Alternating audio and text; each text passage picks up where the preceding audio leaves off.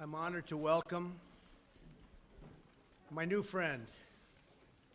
We got along very well right from the beginning, Prime Minister Giuseppe Conte, to the White House.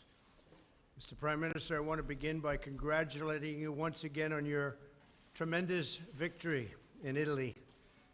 It was something that all the world was watching, and it excited the people all across Italy, and I can tell you, all across the United States as well. Congratulations.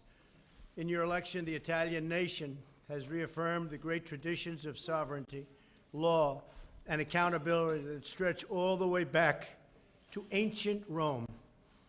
This proud heritage sustains our civilization and must be always defended. Today, Prime Minister Conte and I are pleased to announce a new strategic dialogue between Italy and the United States that will enhance cooperation on a range of issues.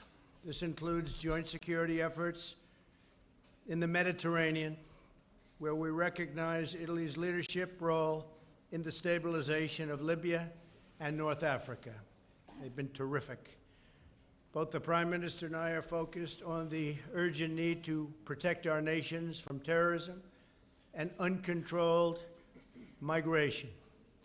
Our countries have learned through hard experience that border security is national security. They are one and the same. Like the United States, Italy is currently under enormous strain as a result of illegal immigration, and they fought it hard. And the Prime Minister, frankly, is with us today because of illegal immigration. Italy got tired of it. They didn't want it any longer. The people of Italy have borne a great part of the burden for Europe through the course of the migration crisis. I applaud the Prime Minister for his bold leadership, truly bold, and I hope more leaders will follow this example, including leaders in Europe. The Prime Minister and I are united in our conviction that strong nations must have strong borders. We have a solemn obligation to protect our citizens and their quality of life. My administration is working hard to pass border security legislation, improve vetting, and establish a merit-based immigration system, which the United States needs very, very importantly, very badly. As far as the border is concerned, and personally, if we don't get border security, after many, many years of talk within the United States, I would have no problem doing a shutdown. It's time we had proper border security. We're the laughing stock of the world. We have the worst immigration laws anywhere in the world. In our meeting today, the Prime Minister and I discussed ways to enhance our cooperation in the fight against terrorism. That also has to do with border security. I want to thank the Italian people for Italy's contributions to counterterrorism and operations in the coalition to defeat ISIS, where we've had a tremendous success, as you know, and in NATO's resolute support mission in Afghanistan. The Prime Minister and I also agree that the brutal regime in Iran must never be allowed to possess a nuclear weapon. Never. We encourage all nations to pressure Iran to end the full range of its malign activities. The United States welcomes the partnership of Italy in these vital efforts. Today, we are also addressing the crucial issue of trade and commerce. We are working closely with our European partners, including Italy, to ensure fair and reciprocal trade. A few days ago, I met with President Juncker of the European Commission. We had a great meeting. Following that meeting, we announced a breakthrough agreement to remove trade barriers and increase United States exports of agriculture, energy, and other goods and services to the European Union. Now is also the perfect time to expand commerce between the United States and Italy.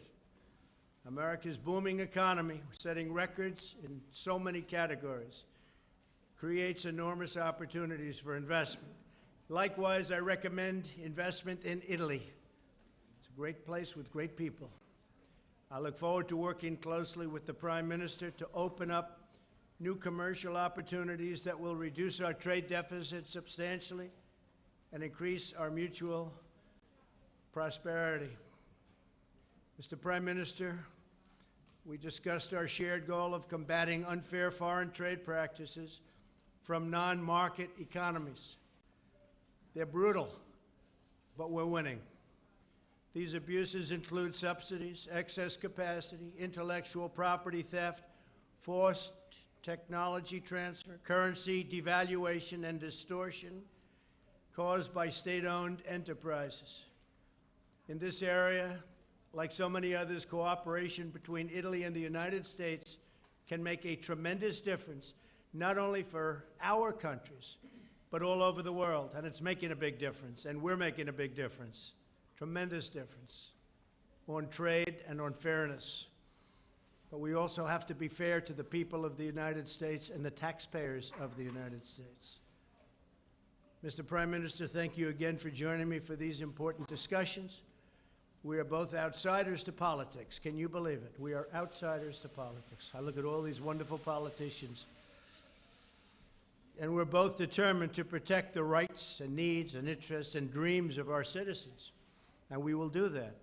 I look forward to partnering with you to build on the incredible friendship between our countries and to creating a brighter future for both the people of Italy and the people of the United States. And with that, I just want to again thank you very much for coming to the White House. It is my great honor. Thank you.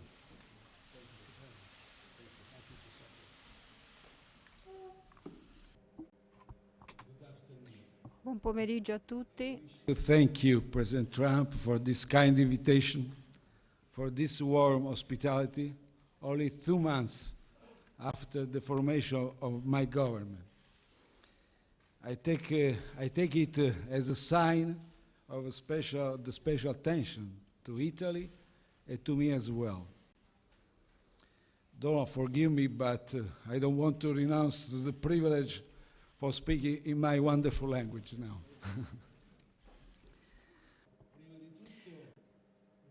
Before all, I would like to remember with solidarity to all the families and all the members of the families, to the victims of the fires that took place recently in California.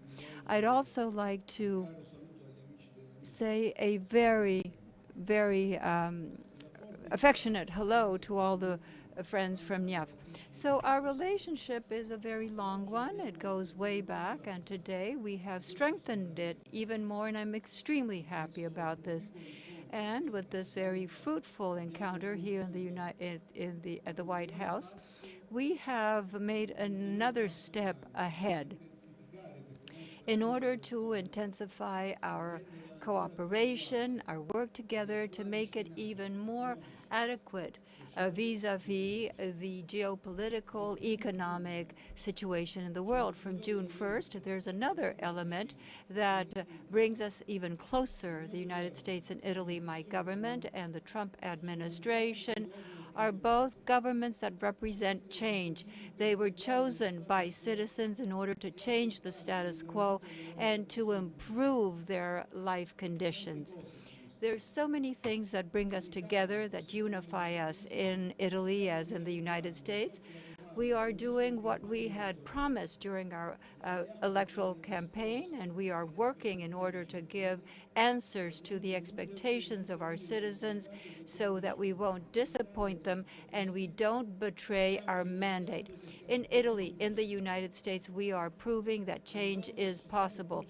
Donald and I have concentrated on a number of topics, and we both have agreed upon and reached the following results, which in part were already mentioned.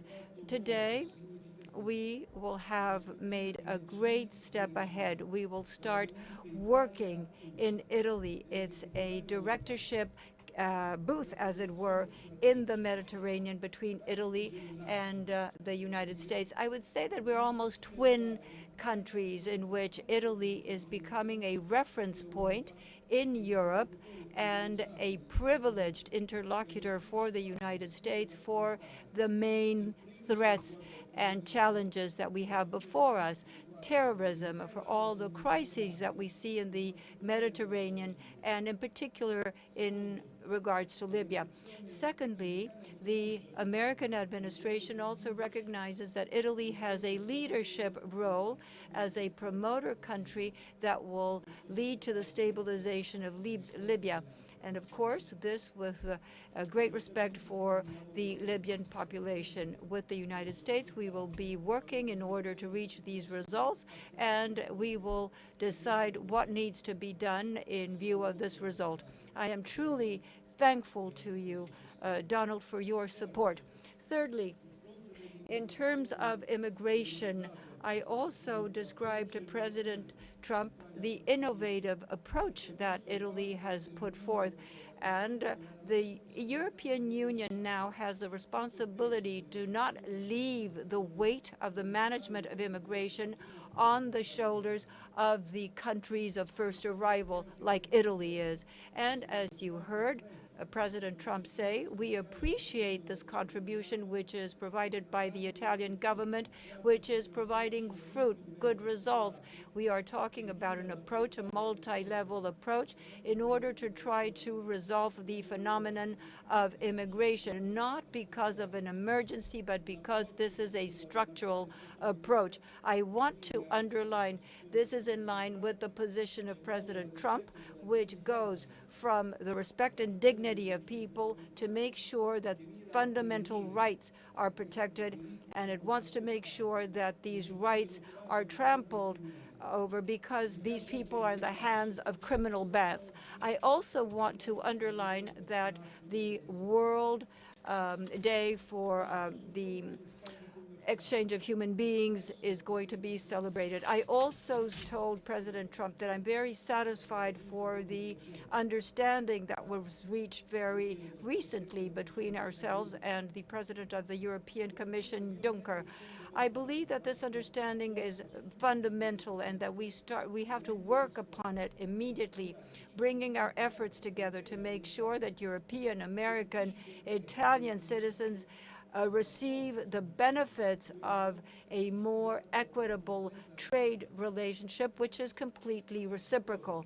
And once again, as far as Russia is concerned, you know that Italy is favorable to a dialogue with Russia, but Italy also considers that the dialogue between the United States and Russia is fundamental so that we can have positive results in a more global perspective for stability and security purposes. In terms of energy security, President Trump and I also found ourselves in agreement with the need to make sure that there is a greater diversification for the sources of energy and to make sure that the energy routes are diversified as well. And finally, I personally am sure that we can increase and improve the relationship with the United States at all levels, and in particular in space and aerospace fields. We also already have a great partnership between the Italian Space Agency and NASA, so we hope that aerospace will bring together the American technology, Italian technology, so that we can launch new aircraft that cross the atmosphere and will be able to bring the United States and Italy together in an hour and a half. This is a project that I'd like to speak in detail with the American administration. I thank you for your attention.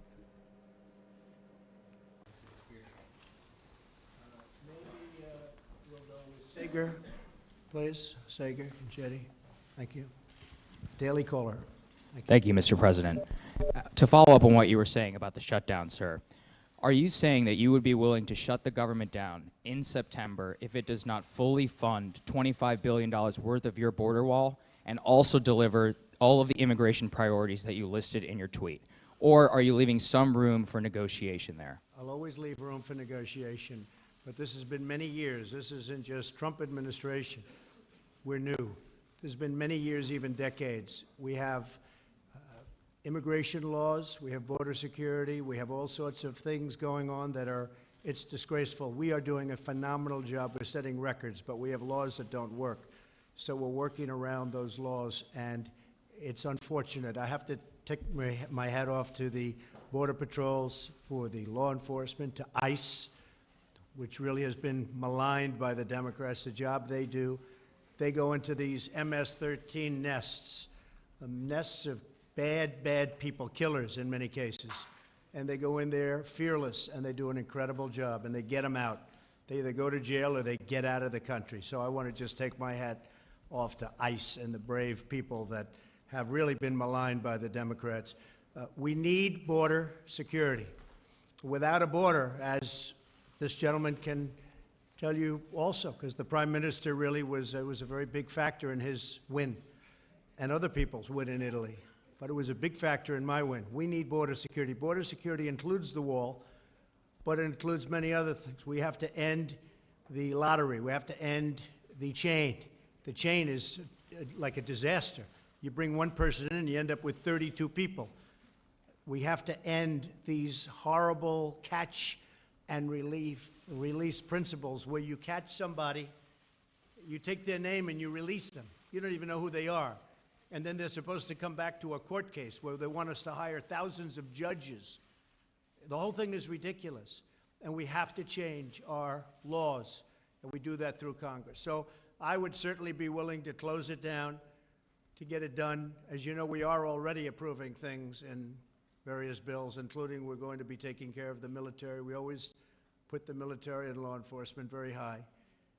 But I would be certainly willing to consider a shutdown if we don't get proper border security. Thank you.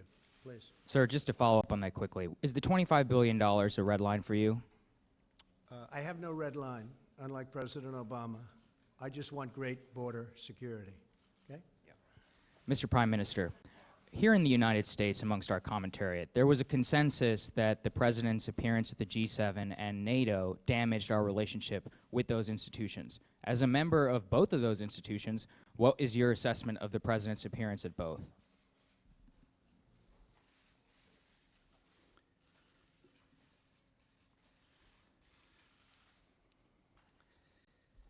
Sia il G7 both the G7 and NATO, we had a very fruitful exchange of views and opinions and of positions. I think that all the positions and stances which are expressed with clarity and provide a contribution also to review well-established positions are more than welcome. There is a fruitful exchange. We had a fruitful exchange both at the G7 summit and at NATO summit in different frameworks. We, for instance, in the framework of G7 summit, we agreed on the need for reforming the WTO, the system of the WTO. It's a year-old system which considered China as an emerging country. You can understand that applying those same rules after years with the privileges granted to an emerging country clearly means having a system which is not well functioning and not well rational. At NATO, there was also a clear stance taken by President Trump, which I personally share fairly. He expressed a position and the need to rebalance the expenditure which is borne traditionally by the United States, which is very disproportionate. These are absolutely reasonable positions and stances, and I personally take them into great account, and I will be personally the carrier of the message, and I'll try and make the others understand these positions as well. We must negotiate with the United States to find the balance in the interest of Italian citizens, American citizens, and European citizens. Also, I'd just add to that, but I do want to thank you for what you just said, because it's been very unfair to the United States. We had a very good G7 meeting.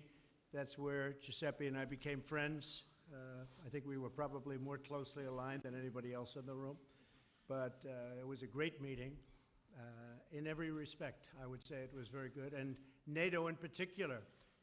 I went to NATO, and NATO was essentially going out of business because people weren't paying, and it was going down, down, down. You just have to look at the line. I came along last year, and in a fairly nice tone, I said, you got to pay. And they paid $44 billion more. And this year, I said it in a little bit stronger tone. And they're paying hundreds of billions of dollars more over the years. And NATO will be strong again.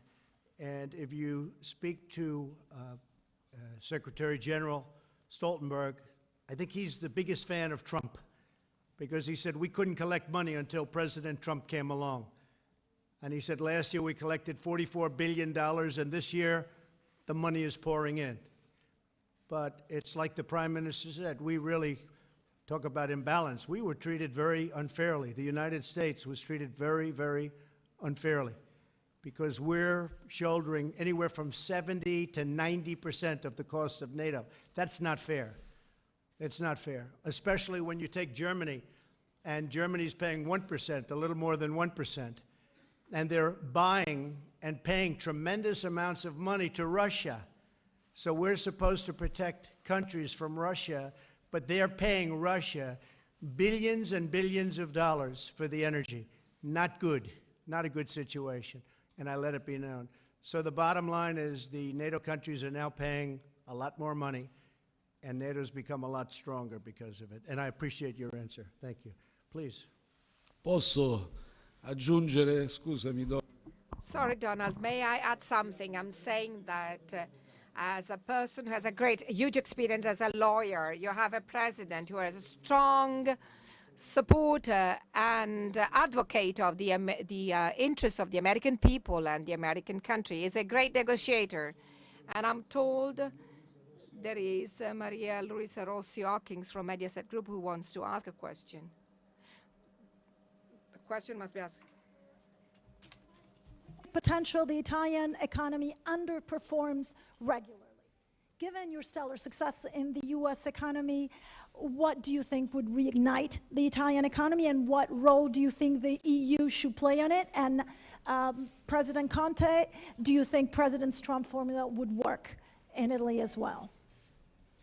Well, I can answer. The biggest thing Italy needs is great leadership, and they have it right now. I really honestly believe the Prime Minister is going to do a tremendous job on economic development. In addition to borders, you know, for economic development, you need borders also. But you have a man that's going to do a terrific job. I have no doubt about it at all.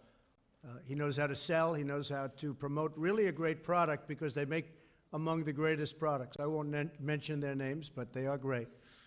I have some of them. And Italy makes great product, and I think it's going to do very well economically, and we're there to help. We have had record numbers.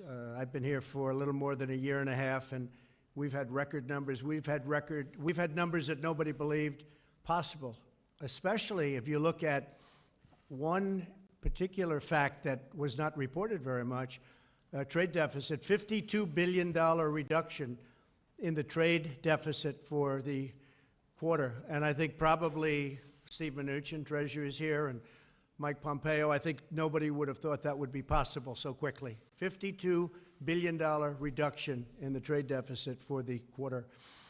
I think that Italy's going to be able to do the same thing, slightly different numbers, but the same thing. What role should the European Union play in the matter, sir? In the recognition of the... You're asking me what? What role do you think the European Union should play in the reignition Well, of... that's up to them. I don't want to get involved in that. Look, the European Union, Jean-Claude and I had a fantastic meeting last week. We were having a hard time, and then I did mention tariffs on cars, and we got along very well. Very well. I think they're going to treat us very fairly, and we're going to treat them fairly. But as you know, it's been a one-way street. The European Union has totally taken advantage of the United States. We can't let that happen. Not fair to the United States.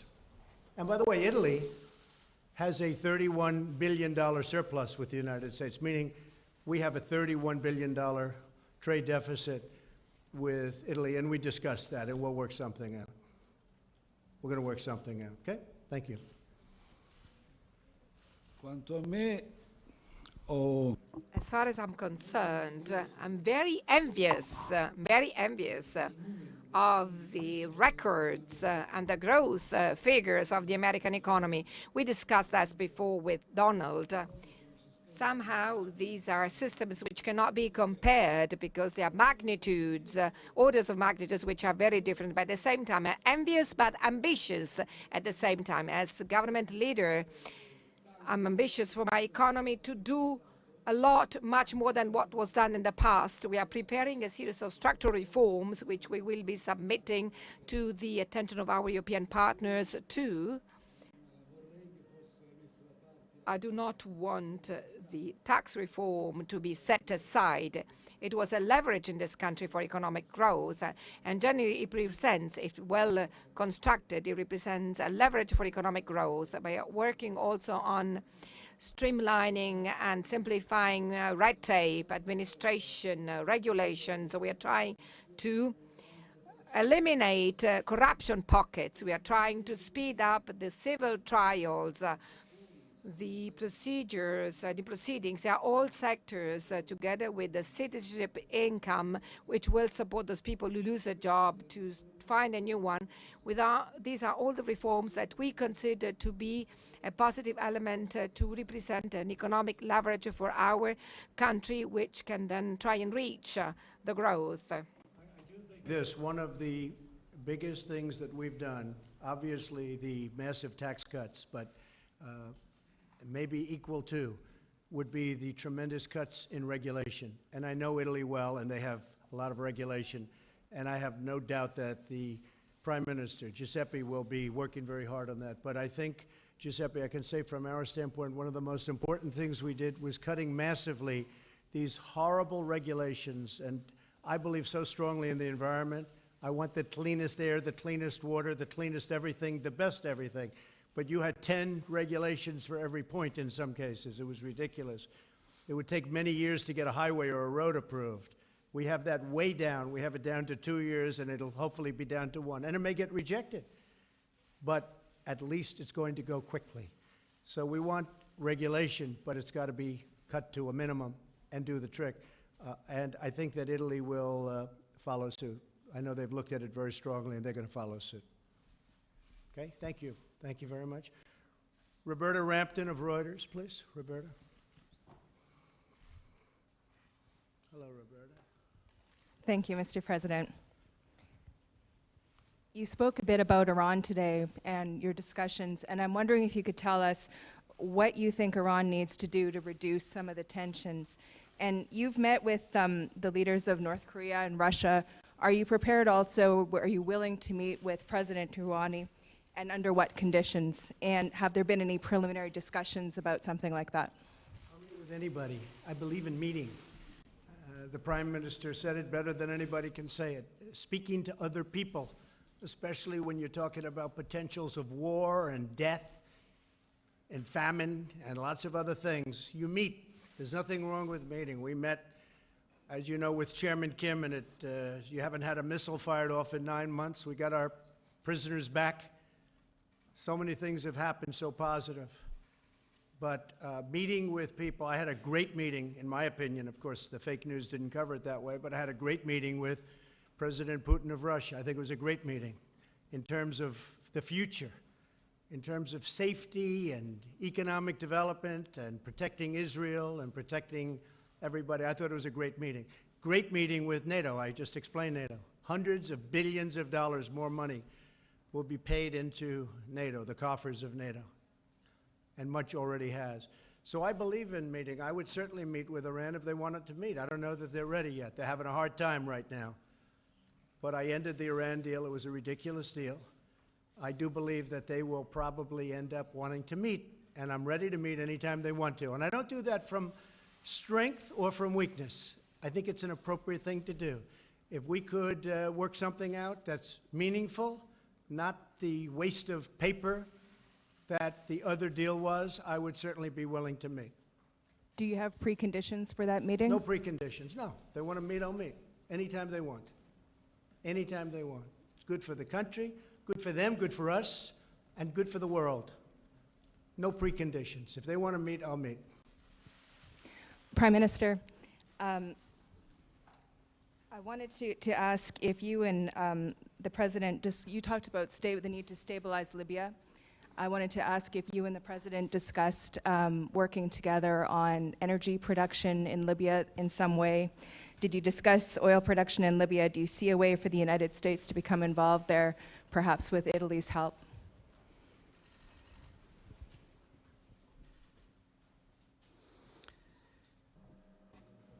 We discussed the problem of stabilizing Libya and obviously of the security to be guaranteed for the whole of the Mediterranean area.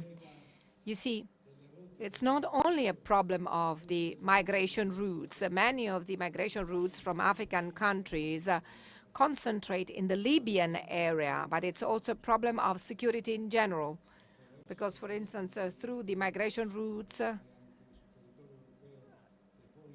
foreign fighters might reach the European territory, agents who could carry the terrorist threat. We didn't discuss in details other problems. Certainly, it is our intention to respect the Libyan population. We are not driven by economic interests. We are not driven by the problem of energy supply. Our interest, and from this point of view, I can announce, but already said that we are going to organize, in agreement with President Trump, I'm going to organize a conference on Libya. We would like to deal and discuss all of the issues relating to the Libyan people, involving all of the stakeholders, actors, protagonists in the whole of the Mediterranean. We are going to discuss economic aspects, but also social aspects, the protection of civil rights, the problem of constitutional process of issuing and passing laws to enable Libya, in particular, to get to democratic elections in a condition of the utmost stability. I'm told that Ilario Lombardo from La Stampa wants to ask a question. Thank you. I have a question to Prime Minister Conte and then a question to President Trump. There are three pending issues on the table with the American administration. One of them is sanctions to Russia. Since Italy, the two main government parties in Italy said that they want to lift the sanctions on Russia, what's the official position by the government since the American administration is asking for these sanctions to be kept? The other 2 points are the TAP gas pipeline. The American department asked to continue with the work while there are some ambiguous positions in Italy in relation to this project, and the F-35 program. What is Italy going to do? Will Italy confirm the program? Thank you. I'm going to answer in relation to sanctions on Russia. I'm going to repeat what I said before because I've already taken a stance in all of the international summits. I'm going to be boring, but this confirms that the position of the Italian government is not changing in this respect.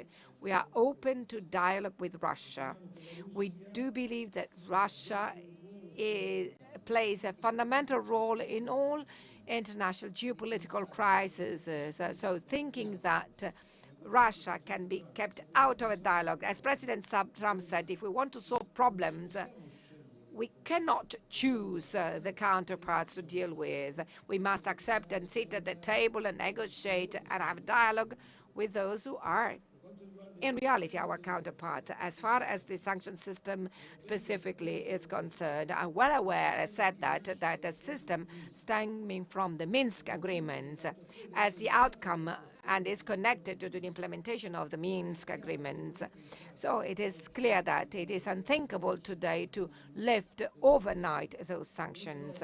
However, exactly because we are open to dialogue with Russia, the position of my government has been stated straight away is to make sure that the system of sanctions doesn't affect the civic society, doesn't affect the economy of the small and medium-sized enterprises in Russia. Italy, from this point of view, has a tradition of intense economic relations with Russia in this respect. So, in order to stress once again with a final statement, sanctions against Russia are not and cannot represent an end. Second issue, Trans-Adriatic pipeline. I discussed this with President Trump, and I reported to him that my government is fully aware of the fact that this is strategic work in terms of energy supply to Italy and to the south of Europe and the Mediterranean area. We are perfectly aware of the fact that this can provide a contribution also in the renewal of the energy system and the elimination of coal, which is part of our program. At the same time, I correctly informed President Trump that there are some uncertainties by local communities, the communities where the pipeline will land. Since problems must be faced directly and not trying to avoid them, once back to Italy, as soon as possible, I will discuss the issue with the competent ministers, and I will go and meet the local mayors, the local communities, trying to find a solution which will take into account the concerns of local communities. As far as the third point is concerned, F-35, as you know, do you know this is a program which was decided in 2002, that the agreements were signed in 2002. So it's a pretty big period of time in terms of talking about needs for defense and security. As a government, we are responsibly evaluating this file. As you know, there is already a process of orders being issued, which is taking place, and these orders are issued much earlier because the work is very complex. So we will continue to follow this file and we'll make all the necessary choices in a very cautious way in view of the needs of defense and security, being fully transparent with our partner, the Trump administration. Thank you very much. Sanctions on Russia will remain as is. As far as a pipeline is concerned, I'd like to see a competing pipeline. So, Mr. Prime Minister, I hope you're going to be able to do that competing pipeline. And we are already talking to the European Union about building anywhere from 9 to 11 ports, which they will pay for, so that we can ship our LNG over to various parts of Europe, and that will be more competition.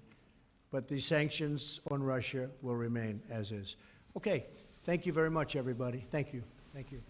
Thank you. Thank you very much.